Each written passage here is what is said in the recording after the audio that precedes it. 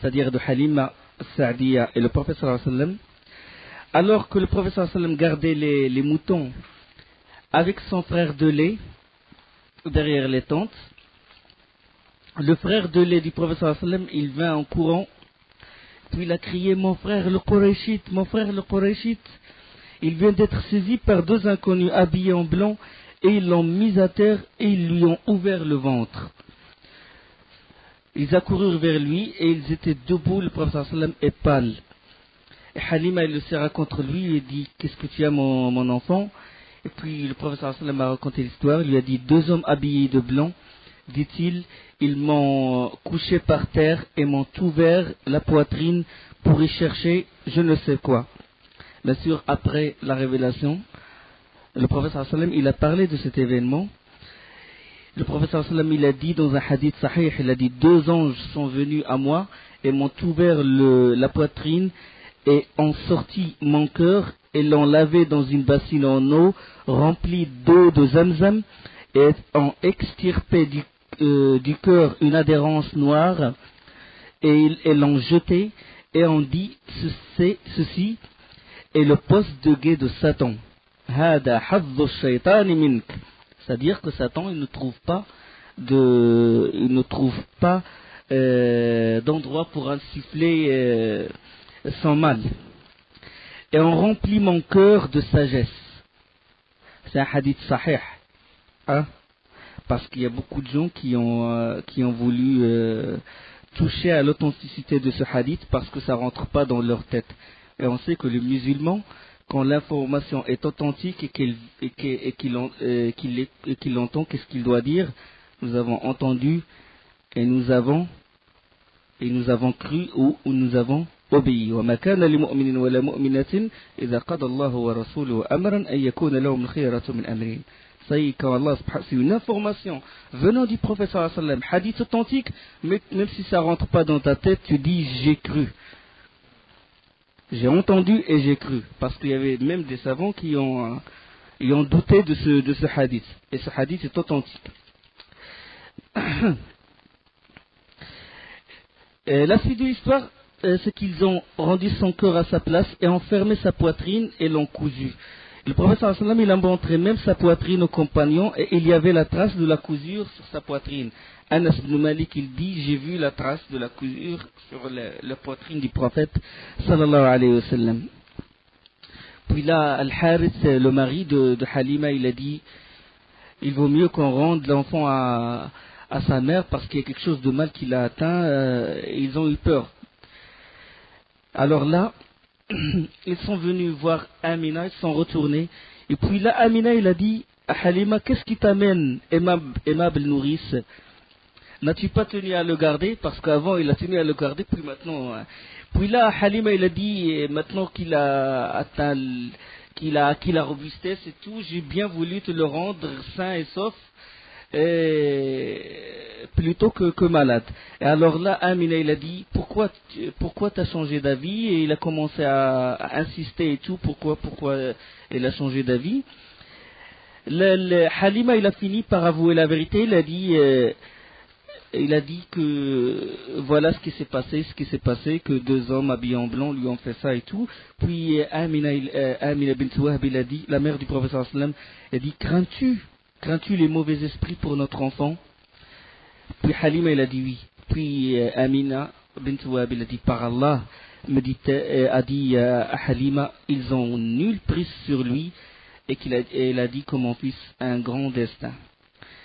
Et il lui a raconté l'histoire que sa naissance, il a vu dans un rêve dire: A'udhu billahi al-wahid min sharri, u'iduka billahi al-wahid min sharri kulli hasid. Je prie à Allah l'unique de te protéger contre tout envieux. Par Allah, il ne lui arrivera rien. Et puis il lui a demandé de revenir et Halima est revenue. Le prophète sallallahu alayhi wa sallam, il exprime un jour sa fierté de la noblesse de sa souche et la fierté de son éloquence. Il a dit: je suis le plus éloquent en arabe d'entre vous, je suis Qurayshite et fus mis en nourrice chez Bani Sa'd. C'est-à-dire, c'est là qu'il a acquis l'éloquence dans la langue arabe. أنا أعربكم أنا قرشي واسترضعت في بني سعد بن بكر. Quand le prophète sallallahu alayhi wa sallam a atteint l'âge de 6 ans, sa mère est morte. Se chargea de lui alors son grand-père, Abd al-Muttalib. On sait que le prophète sallallahu alayhi wa sallam, il a vécu pauvre. C'est vrai qu'il fait partie d'une famille qui est très noble, mais il a vécu pauvre, et ceci pour beaucoup de raisons. Pour beaucoup de raisons, à savoir que la famille de Abd al-Muttalib, c'est elle qui s'occupe de la siqaya et de la rifada, c'est-à-dire l'approvisionnement en eau des pèlerins. Et quand ils donnent l'eau aux pèlerins, ils ajoutent autre chose, c'est-à-dire ils ajoutent le lait et beaucoup de choses. Et en même temps, ils s'occupent de la rifada, l'approvisionnement en denrées alimentaires. C'est-à-dire sa grande hospitalité, c'est sa grande hospitalité qui l'a rendu pauvre. Il dépense beaucoup d'argent. L'exemple aussi de Hatim Ta'i, on sait que Hatim Ta'i, c'est l'un des grands hommes généreux des tribus arabes, et ils ont dit de lui qu'il a vécu pauvre. En général, les gens généreux, ils vivent pauvres. Et c'est un signe aussi, pourquoi? Parce que le prophète sallallahu alayhi wa sallam, quand il a vécu pauvre, c'est-à-dire il connaît la souffrance des pauvres. Il connaît la valeur de la pauvreté. Par contre, un riche, il ne connaît pas ce que ça veut dire la pauvreté. Donc c'est une préparation du prophète sallallahu alayhi wa sallam, c'est une sorte d'éducation du prophète sallallahu alayhi wa sallam. Ibn Ishaq, il rapporte que Abd al-Muttalib avait un tapis dans l'ombre de la Kaaba, et ses fils s'assoient aux alentours du tapis, ils ne s'assoient pas sur le tapis, par respect de leur père. Et puis le prophète sallallahu alayhi wa sallam, étant enfant, il vient et s'assoit directement sur le tapis. Alors ses oncles, ils le poussent et tout. Dès qu'Abd al-Muttalib il sort et tout, il voit ses enfants pousser le prophète sallallahu alayhi wa sallam, il dit: laissez mon fils, il aura un grand destin, c'est un grand homme. C'est-à-dire, il savait qu'il va être un grand homme. Et c'est-à-dire, il se réjouit de ce qu'il fait, et il essuyait son dos. Alors, à un certain âge, quand le prophète sallallahu alayhi wa sallam a atteint l'âge de 8 ans, le grand-père du prophète sallallahu alayhi wa sallam, al-Muttalib, est mort, et il le confia à son fils Abu Talib. Abu Talib, oncle germain du prophète sallallahu alayhi wa sallam. L'envoyé d'Allah resta sous sa garde jusqu'à l'âge de raison. Et puis, on sait qu'Abd al-Muttalib, qu'Abu Talib, on va en parler après dans le Sira, il l'a soutenu fermement jusqu'à sa mort. Le prophète sallallahu alayhi wa sallam, à l'âge de 8 ans, il vivait sous la dépendance de son grand-père, jusqu'à ce qu'il a commencé à travailler. Et il a travaillé comme berger. Il a travaillé comme berger de 8 ans jusqu'à l'âge de 21 ans. Il dit dans un hadith sahih, il n'y a pas de prophète qui n'eût fait profession de berger. Les compagnons ont dit: même toi, au prophète envoyé d'Allah. Il a dit: même moi, répondit-il, je gardais les moutons des Qurayshites moyennant quelques qirats, c'est-à-dire une petite somme d'argent. Tous les prophètes, ils ont fait cette profession, c'est-à-dire berger, garder les troupeaux et tout. Bien sûr, ça c'est pour des raisons bien valables, parce que le berger, déjà il se retire de tout le monde, quoi. Il est dans une retraite, il a le temps de méditer, de voir le ciel, les étoiles et tout, et il apprend aussi la patience, et aussi la miséricorde envers les troupeaux et tout. Quand il guide le troupeau, il est apte à guider les hommes après. C'est une éducation du prophète sallallahu alayhi wa sallam. Durant cette période, Abu Talib faisait le commerce. Et quand le prophète sallallahu alayhi wa sallam atteint l'âge de 12 ans, il s'est agrippé à Abu Talib, il a dit: je vais aller avec toi, je veux bien aller avec toi dans ton commerce et tout. Et puis Abu Talib a eu pitié, puis il l'a pris avec lui, et ils ont voyagé pour faire le commerce au Shem. Et là, dans la route, ils se sont approchés d'un ermitage qui est occupé par un moine. Le moine, il est nommé Bahira, ou Buhayra. Et ce dernier étant très réputé, c'est-à-dire dans le christianisme, et les livres saints, il a vu, dans l'ermitage, il a vu la caravane et il a vu un nuage au-dessus du prophète sallallahu alayhi wa sallam. Allah lui a montré ça, il a vu, puis il était étonné, surtout qu'il scrutait toujours les lieux, surtout que c'était une période de la venue d'un prophète, et lui il sait ça. Alors le moine, d'habitude, ceux qui sont retranchés dans l'ermitage, ils n'invitent personne, ils sont retranchés, ils parlent à personne, les caravanes ils passent à côté d'eux et tout, mais sans qu'il y ait une discussion quoi, entre le moine et les Arabes qui passent à côté de lui. Alors là, quand il vit l'enfant, protégé du soleil par un nuage, il a dit à ses adeptes, préparez beaucoup de repas, beaucoup de nourriture, je vais inviter ces gens-là. Puis il les a appelés. Il les a appelés, il les a invités, il a dit venez, je vous invite et tout. Ils étaient étonnés, comment ça se fait que ce moine, il nous invite pour la première fois. Là, pendant le dîner, Bouhaïra, il commençait à les divisager un par un, il le regardait. Il regardait un par un. Pour peut-être aboutir à quelque chose qui est un signe, quoi, parce que là, il était étonné de voir le petit nuage au-dessus de la caravane. Puis après, il a dit, manque-t-il encore quelqu'un? Ils ont répondu, on a laissé un enfant. Il gardait nos montures, il gardait la caravane et tout. Puis l'un d'eux, il a dit, par Allah, nous sommes des ignobles. Comment ça se fait que nous, on mange tranquillement et on laisse un enfant dehors? Et ils l'ont appelé. Le professeur sallam s'est assis à côté de Bouhaïra et le moine, il le questionnait sans cesse. Il posait beaucoup de questions et tout. Puis il a dit, mon enfant, je te conjure par le droit de Lat et l'Uzza.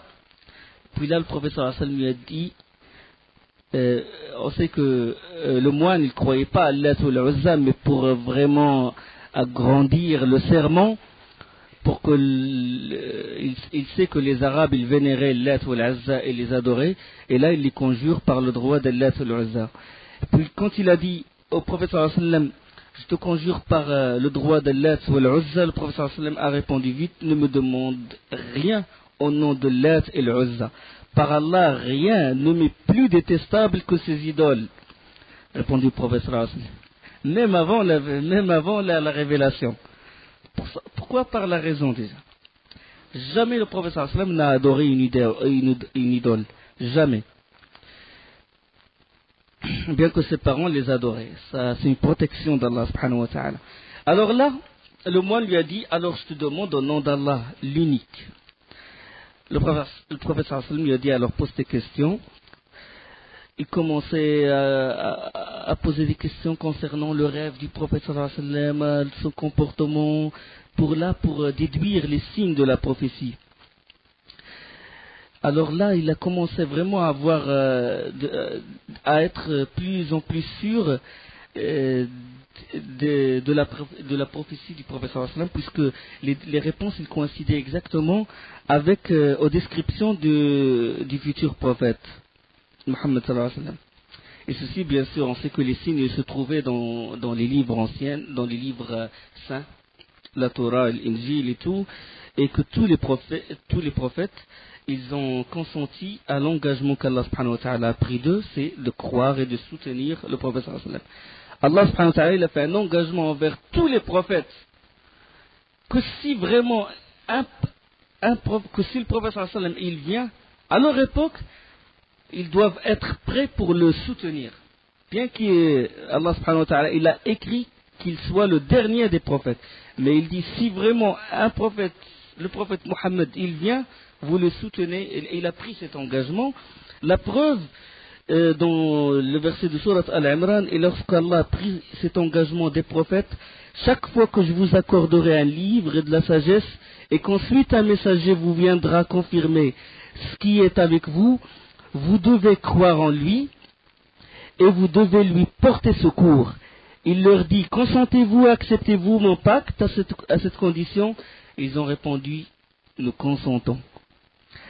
Allah subhanahu wa ta'ala dit, soyez-en donc témoins, dit Allah, et me voici avec vous parmi les témoins. وإذ أخذ الله ميثاق النبيين لما آتيتكم من كتاب وحكمة ثم جاءكم رسول مصدق لما معكم لتؤمنن به ولتنصرنه. Si un prophète, parlons du prophète sallallahu alayhi wa sallam, il vient confirmer ce que vous avez ramené, est-ce que vous allez le soutenir?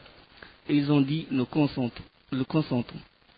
لتؤمنن به ولتنصرنه قالوا أقررنا قال فاشهدوا وأنا معكم من الشاهدين. Bahira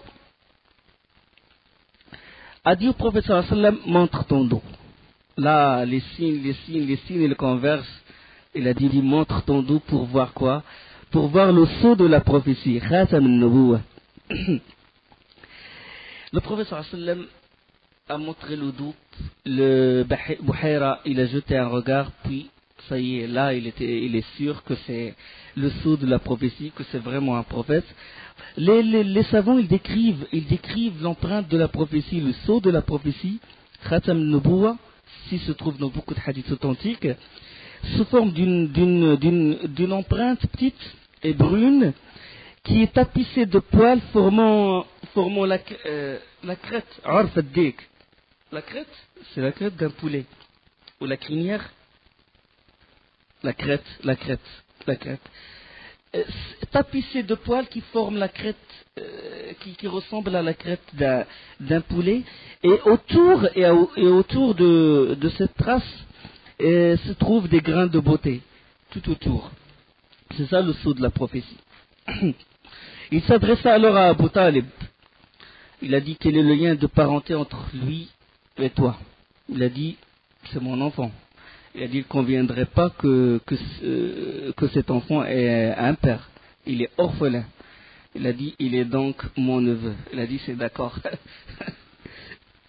C'est-à-dire, tous les signes, ils convergent.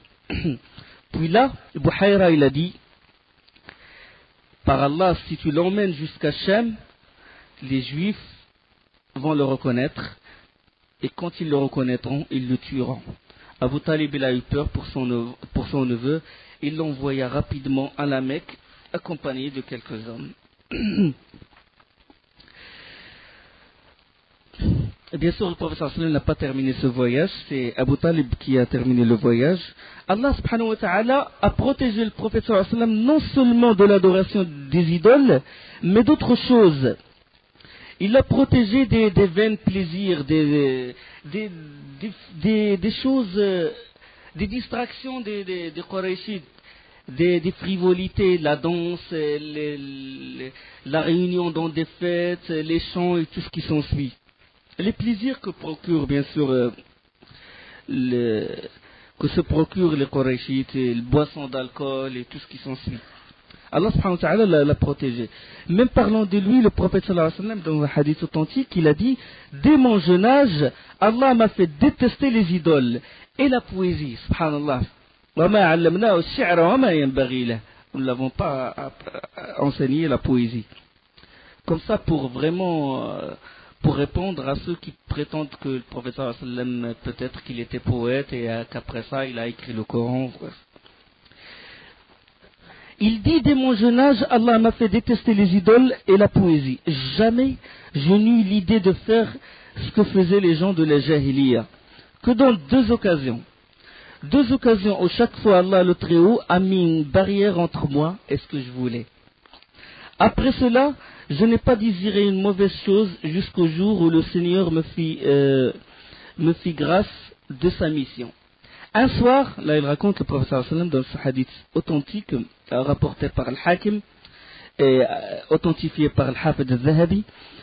Il a dit, un soir, je dis à un garçon qui gardait les moutons avec moi, voudrais-tu surveiller mes moutons pour que j'aille à la Mecque passer la nuit comme les jeunes de mon âge? Je partis et m'arrêta à la première maison où j'entendis du tambour et de la flûte à l'occasion d'un mariage. Alors je m'assis, mais Allah me fit tomber dans un profond sommeil avant qu'il rentre dans cette maison. Et il ne fut réveillé que par l'intensité du soleil. Je ne fis donc rien et le même fait se produisit une deuxième fois. Et le prophète sallallahu alayhi wa sallam n'a pas réussi à rentrer dans la maison où on célébrait cette fête. C'est-à-dire qu'Allah subhanahu wa ta'ala l'a protégé de ses plaisirs que se donnaient les Qurayshites dans leur jahiliya. Bien sûr, ces vains plaisirs et ces chants et tout, bien sûr, ça perpétue, même maintenant, hein, les gens, subhanallah, ils commençaient leur mariage avec le péché, ils commençaient leur mariage à bâtir un foyer en désobéissant à Allah, subhanahu wa ta'ala. Tout en essayant de tordre les textes, tout en essayant de s'approuvant ça, de dire qu'il y a des hadiths parlant de ça et tout, de sortir des ambiguïtés. Allah, subhanahu wa ta'ala, il a interdit le rina. Bien sûr, les chants, il y a des chants qui sont autorisés, mais le chant qu'on entend actuellement, c'est vraiment la première chose, c'est vraiment des chants interdits. L'un des signes de sa perfection, le prophète sallallahu alayhi wa sallam, c'est que sa nudité ne fut jamais découverte. C'est-à-dire, on sait que la nudité chez le Quraysh, c'était une habitude normale chez eux. Le fait de se mettre nu chez les Quraysh à leur époque, c'était une habitude normale. Surtout quand ils ont émis des lois. Ces lois, c'est que quand les pèlerins ils viennent faire le tawaf autour de la Kaaba, ils ne doivent pas porter leurs habits d'origine. Ils doivent porter les habits de ce qu'on appelle le Hams, le Quraysh. Parce que bon, c'est les Quraysh qui sont les plus nobles. C'est ce que leur a insufflé Shaitan. Il disait, bon, ça peut aussi avoir, un savant, il a dit, ça peut avoir aussi pour des causes, pour des buts économiques, avoir de l'argent. Parce que quand une personne fait le pèlerinage, et il doit obligatoirement porter les vêtements de Quraysh, il est obligé de les acheter.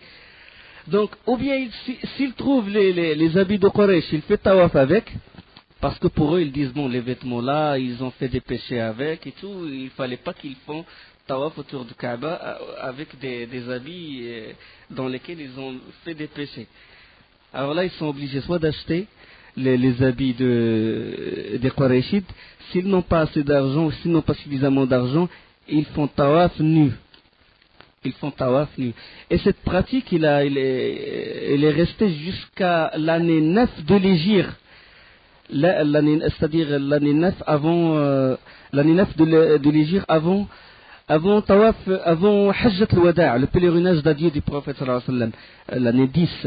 L'année 9 de l'Hégire, quand le prophète sallallahu alayhi wa sallam il a demandé à Abu Bakr radiyallahu anhu de guider le pèlerinage. Puis après, il a envoyé Ali ibn Abi Talib radiyallahu anhu avec les premiers versets de Surat Bara'a, de Surat Tawbah. Et là, Abu Bakr, quand il est rentré à la Mecque, il a dit, à partir de maintenant, il ne fera tawaf autour de la Kaaba aucune personne nue. Et il ne fera le tawaf autour de la Kaaba, il ne fera le pèlerinage aucune personne polythéiste, associée. D'accord? Cette pratique, elle est restée jusqu'à la 9e année. Ne viendra au Hajj après cette année aucun mushrik et ne fera de tawaf autour de la Kaaba aucune personne nue. Alors un jour, le prophète sallallahu alayhi wa sallam transportait les pierres avec les Qurayshites. Et il faisait très chaud. Et les gens, ils relevaient le bras de leurs vêtements et les mettaient sur l'épaule. Ils ont l'izar. Quand il fait chaud, ils enlèvent l'izar et le mettent sur leurs épaules pour mettre la pierre, pour amortir le choc de la pierre contre leurs épaules. Et le prophète sallallahu alayhi wa sallam, il portait les pierres à même l'épaule. Et l'un de ses oncles, Al-Abbas, il lui a dit ce serait mieux pour toi d'enlever ton izar et le mettre sur ton épaule, ce serait mieux pour bien porter les pierres. Le prophète sallallahu alayhi wa sallam, il a suivi le conseil et sa nudité fut découverte. Et il tomba évanoui et s'écria, mon izar. Et il a mis son izar et continua le travail. Et là, depuis, il n'a jamais montré sa nudité, bien que c'était une pratique qui est normale chez le Quraysh. Donc Allah subhanahu wa ta'ala, il l'a préservé. Autre marque de perfection, de sa perfection, sallallahu alayhi wa sallam, étant enfant chez Abu Talib, On sait qu'Abu Talib, il avait beaucoup d'enfants, et quand il était très pauvre, parce qu'il était très hospitalier et très généreux, il avait beaucoup de responsabilités à la Mecque, il avait beaucoup d'enfants, et quand il met le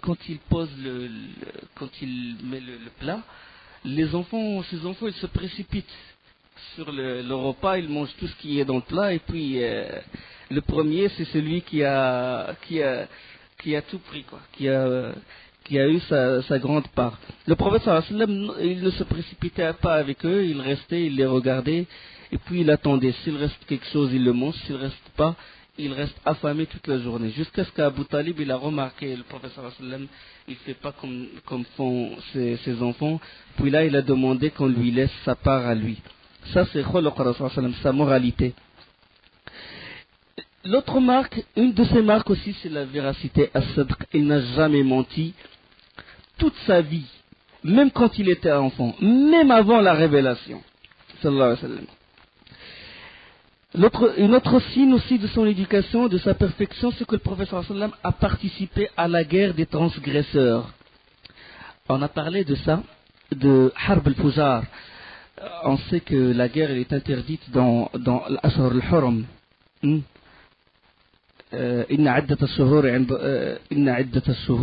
عند الله 12 شهرا في كتاب الله يوم خلق السماوات والأرض منها 4 حرم. Il y a 4 mois sacrés dans l'année. Il est interdit, فلا تظلموا فيهن أنفسكم, ne faites pas de tort à vous-même. Il est interdit de faire la guerre, de s'attaquer à autrui. Là, même les Arabes, ils respectaient cette règle avant la venue du prophète sallallahu alayhi wa sallam. Mais les Arabes, ils ont vécu 5 guerres de Harb al-Fujar, 5 fois, la guerre des transgresseurs. La cinquième, le prophète sallallahu alayhi wa sallam a assisté à cette guerre, quand Hawazin, la tribu de Hawazin, s'est attaquée à Quraysh. Et là, les Qurayshites, ils étaient obligés de défendre. Il est autorisé de défendre, mais pas autorisé de s'attaquer, interdit de s'attaquer. Le prophète sallallahu alayhi wa sallam, il le dit dans un hadith sahih, il disait, je donnais les flèches à mes oncles, kuntu anbulu li a'mami. Dans une autre, l'explication de ce hadith, anbul, ou bien je donne les flèches, ou bien je défends, je protège mes oncles pour qu'ils ne soient pas touchés par les flèches. Ça veut dire, c'est une éducation du prophète sallallahu alayhi wa sallam en tant qu'homme combattant. Regardez comment il se prépare, le prophète sallallahu alayhi wa sallam, à la grande mission. Et aussi il y a sa participation à l'alliance de l'Fudul, Hilf al-Fudul. Hilf al-Fudul, ce pacte il a eu lieu 20 ans avant la révélation, c'est-à-dire quand le prophète sallallahu alayhi wa sallam avait 20 ans. Et cette alliance c'était la plus honorable. Ce pacte finalement a une histoire. C'est qu'un homme de Zubayd, peut-être de la région du Yémen, il vint à la Mecque vendre des marchandises. Et l'un des notables ou l'un des nobles de la Mecque qui s'appelle El-As bin Wa'il, c'est le père de Amr bin Al-As. El-As bin Wa'il, il lui acheta les marchandises et refusa de le payer. Alors l'homme cria justice aux tribus alliées, Abd-Dar, Makhzoum, Jumah, Sahm et Adi. Commença à crier justice parce que son droit, il est lésé dans son droit. Alors là, aucune des tribus ne voulut le secourir contre l'As bin Wa'il. Au contraire, ils l'ont grandi, ils lui ont dit de se taire. Le lendemain, au lever du soleil, il monta sur ce qu'on appelle le mont de Qubays. Le mont de Qubays, il est à côté de Kaaba. Au lever du soleil, il commença à s'écrier. Et il commença à exposer sa plainte à haute voix sous forme de vers d'un poème. Alors là, Az-Zubair ibn Abd al-Muttalib intervint. Il a dit on ne peut pas laisser ça parce que regardez ce qu'il dit. Il crie personne ne l'a secouru, personne n'a voulu l'aider en plein pèlerinage, en plein la Mecque. Qu'est-ce qu'ils vont dire de nous les autres tribus et tout. Alors là qu'est-ce qu'ils ont fait? Ils se sont alliés et ils ont créé ce qu'on appelle Hilf al-Fudul, l'alliance de l'Fudul. L'origine de cette appellation, que Jorhom, à première époque, il a précédé Quraysh dans ce pacte. Le pacte, qu'est-ce qu'il y a dans le pacte? C'est-à-dire de défendre le lésé jusqu'à ce qu'il aura gain de cause. Chaque personne, une personne, il a subi une injustice à la Mecque, là tout le monde sort son sabre, on lui rend ce qui lui est dû, ou bien on tue la personne qui était injuste envers lui.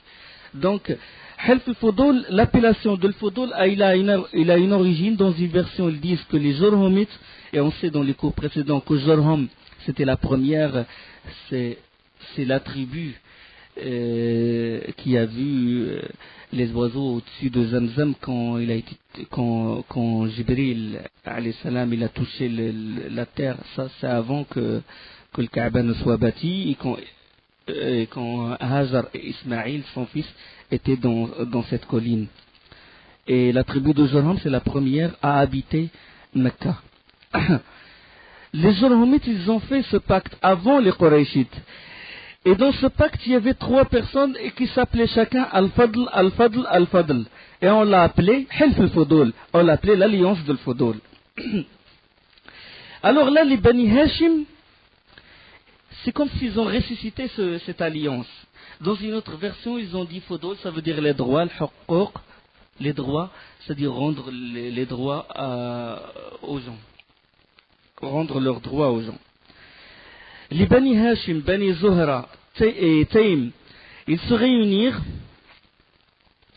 dans la maison de Ibn Jad'an pour ce pacte-là. Il leur servait un repas et le prophète sallam était avec eux. Il a participé à cette alliance. Il a participé à cette alliance dans la maison de Ibn Jad'an. Ils prirent serment de s'allier main dans la main pour soutenir le lésé contre l'injuste jusqu'à ce qu'il obtienne gain de cause. Lésé parmi les habitants de la Mecque et les habitants de l'extérieur de la Mecque. Toute personne, toute personne qui subit une injustice, ils sont prêts à le défendre. Alors là, ils portèrent leur sabre et se dirigèrent chez l'As bin Wa'il. Ils lui ont dit, ou bien tu rends au lésé son argent, ou bien on te tue. Et ils étaient prêts à tuer l'un des notables de la Mecque. Cette alliance, elle demeura pendant le Jahiliya et pendant l'Islam.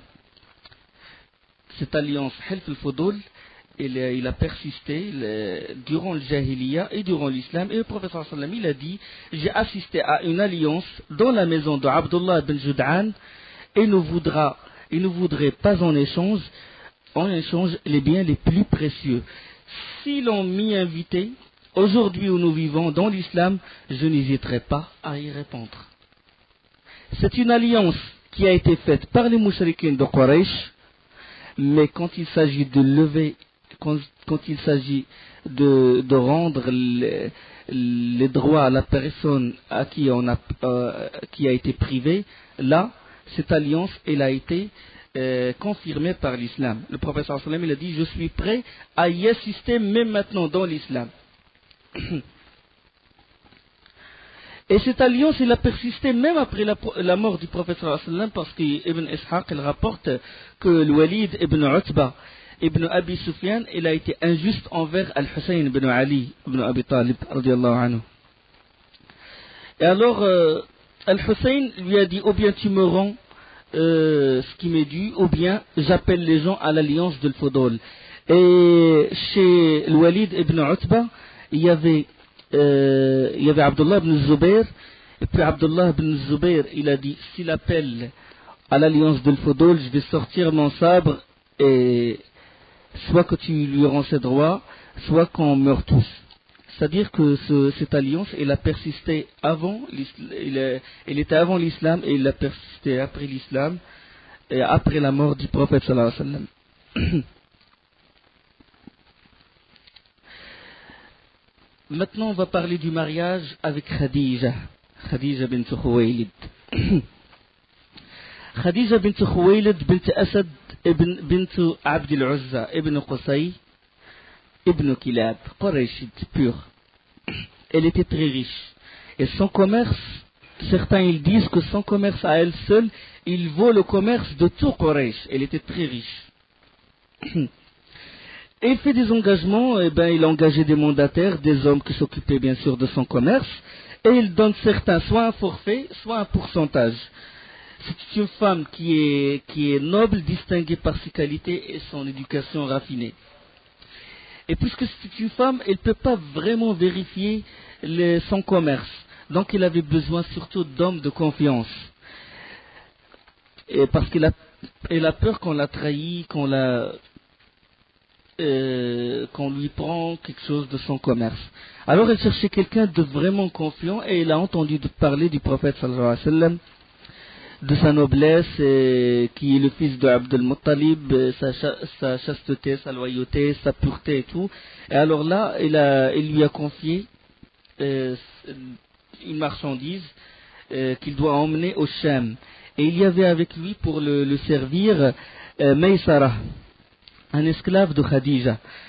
Durant le chemin, Maysara il fut émerveillé par la pureté, la moralité et le comportement du prophète sallallahu alayhi wa sallam, parce que d'habitude, les esclaves, ils sont traités par les Qurayshides comme, c'est-à-dire avec dureté, avec rudesse. Et là, quand il a vu le comportement du prophète sallallahu alayhi wa sallam envers lui, il était émerveillé, il était de toute douceur et de tout respect. Et il fut émerveillé aussi par, durant le trajet, il y avait un nuage qui les couvrait. Il les couvrait de la chaleur du soleil. Là, durant leur voyage vers Shem, ils s'arrêtèrent près de l'ermitage où vivait avant Bouhaira. Au cours de cette période, Bouhaira est mort. On sait, Bouhaira, on a parlé de cette histoire. Bouhaira était mort à cette époque. Le prophète sallallahu alayhi wa sallam s'est assis à l'ombre d'un arbre et le moine alla voir Maysara et lui dit qui est cet homme. Il posa beaucoup de questions. Maysara s'est étonné pourquoi le moine lui pose tant de questions. Le moine lui dit, par Allah, nul ne prit repos sous cet arbre si ce n'est un prophète. Là, ils avaient toujours les signes et tout dans leur livre saint et tout, ils scrutaient les lieux. De même au Sham, Maysara fut séduit par le comportement du prophète sallallahu alayhi wa sallam envers les gens, sa souplesse et sa générosité dans le commerce. Les commerçants de Quraysh, d'habitude, ils vendaient leurs marchandises au Sham et puis ils ramenaient l'argent. Le prophète sallallahu alayhi wa sallam n'a pas fait ça, il n'a pas fait pareil. Il a vendu la marchandise au Sham et avec l'argent qu'il a gagné, il a acheté une autre marchandise qu'il l'a ramenée à la Mecque et il l'a vendue aux gens de la Mecque et il a gagné 2 fois. Khadija, elle fut séduite par le prophète sallallahu alayhi wa sallam, par les bénéfices qu'il a ramenés et tout. Et surtout quand Maysara commença à lui raconter le comportement du prophète sallallahu alayhi wa sallam durant le voyage, sa moralité, sa loyauté, sa véracité, le témoignage du moine, il a dit que c'est un prophète et tout, et il a été séduit par le prophète sallallahu alayhi wa sallam. On a vu précédemment que le prophète sallallahu alayhi wa sallam, il a vécu pauvre, il a été éduqué pauvre, il a appris déjà l'éloquence chez les Bani Saad, c'est un privilège loin de la Mecque, donc la langue arabe pure qu'il avait, il n'était pas entaché par des gens de l'extérieur.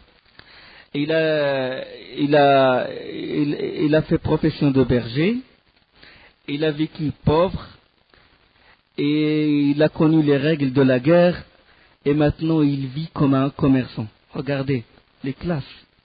Et il a assisté à Helf al-Fudul, il a assisté avec les notables de Quraysh, c'est-à-dire il a vécu avec tous les partis de la société, il a vécu avec ce monde-là, il le connaît très bien.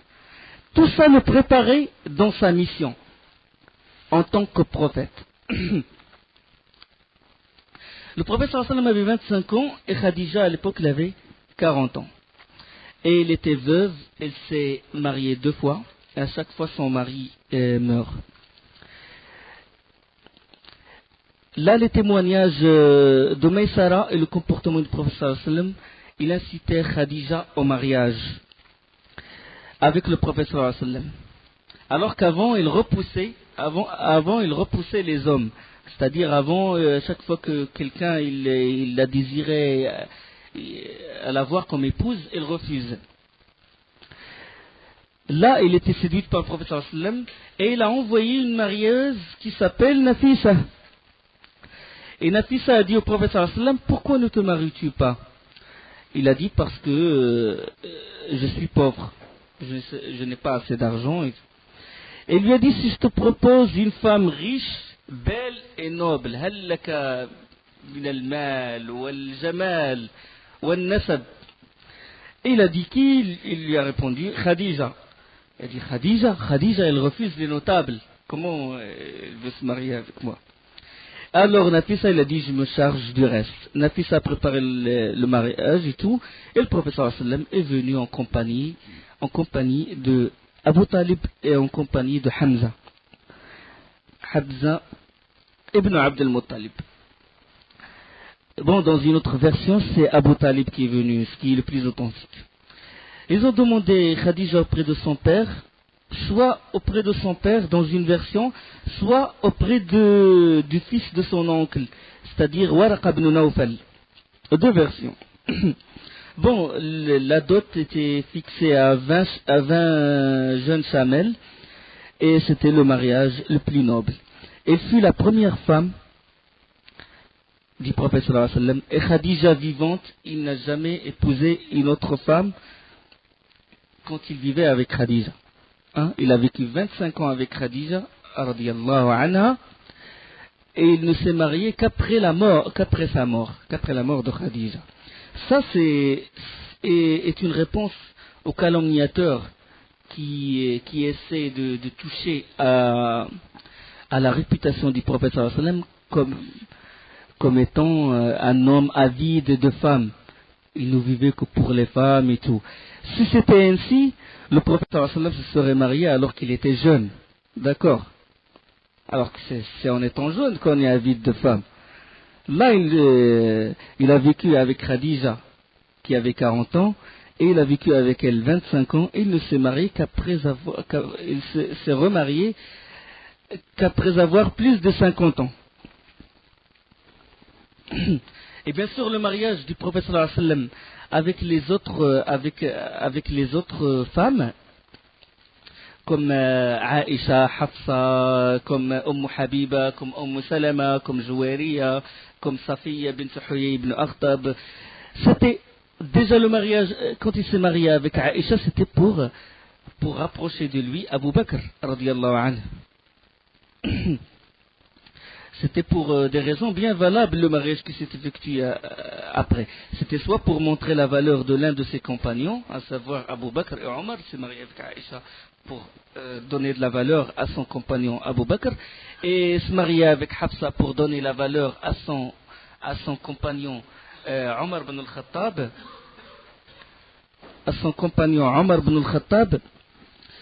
et pour d'autres raisons.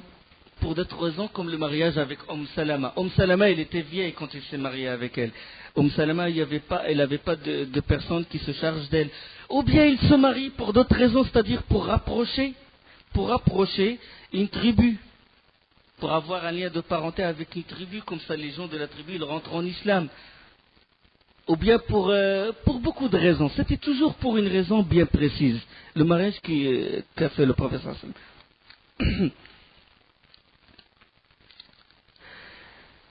Donc, il a eu avec Khadija Al-Qasim, parce que Khadija lui a donné des enfants. Elle lui a donné Al-Qasim. Il est mort avant l'islam, Al-Qasim. Elle lui a donné Abdullah. Et Abdullah, il est surnommé Tayyib ou Tahir. Des fois, dans des livres, ils se trompent, ils disent que Abdullah c'est le fils du prophète sallam, et Tayyib c'est un autre fils, et Tahir c'est un autre fils. Non, Abdullah, il est surnommé Tayyib ou Tahir.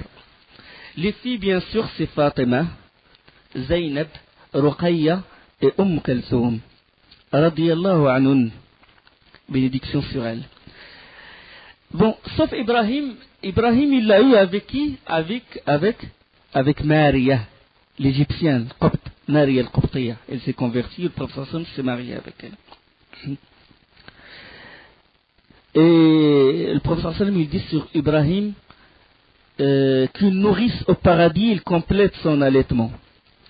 Après le mariage avec Khadija, celle-ci lui a légué son commerce et il a vécu riche. Il ne voyageait pas.